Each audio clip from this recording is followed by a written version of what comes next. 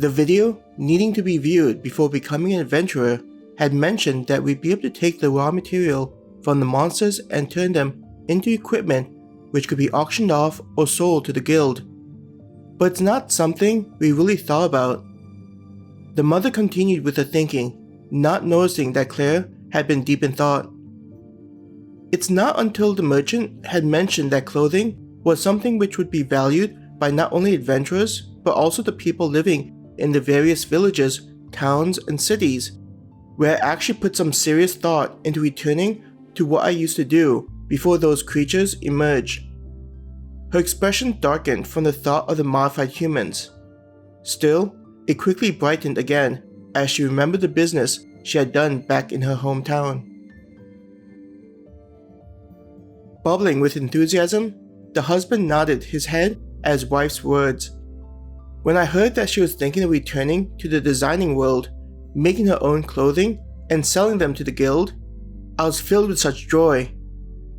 After the monsters had chased us out of the camping ground we were staying in and made us flee for safety, it was never in my imagination to see my wife being able to do what she was so passionate about again. Seeing their parents in such a joyous mood, the children picked up the pace with eating and chatting with one another. It was as though the return to normalcy had washed away the oppressive feelings which pushed down their natural, innocent nature. Deep in thought, Claire still managed to listen to the couple.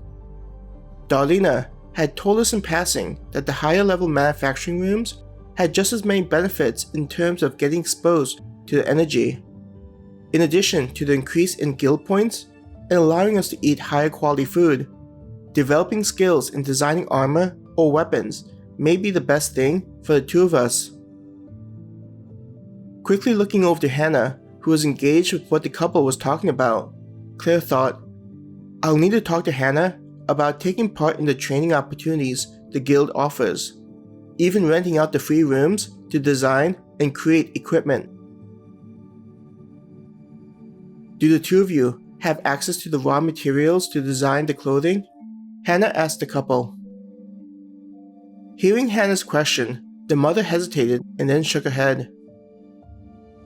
We were thinking of saving up guild points and then purchasing the raw material, the father explained, his expression mirroring his wife's downcast expression.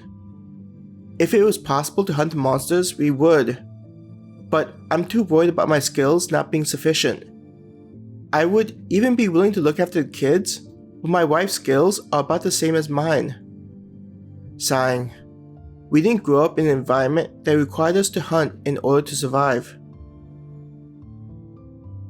Hannah's face reddened, having realized how she had opened up a sensitive issue that the couple was trying hard not to think about. Returning back to the conversation, Claire's expression brightened. How about we lend you the raw material, and after the sale is made, then you can pay us back plus a premium. Claire clapped her hands together, happy to have thought of such an idea. Hearing Claire's suggestion, Hannah's face brightened. Claire's right. We've been hunting horned rabbits. We'll loan the hide of the monsters to you, and when you make a sale, the two of you can pay us back. She looked at Claire, happy that they were able to find a solution. The mother's eyes were wide and mouth agape in surprise, hearing the offer being made. But aren't you worried that we'll just run away with the hide? The father asked in a worried tone. He quickly raised his hand, saying, Not like we would do such a thing. Claire laughed, waving the matter.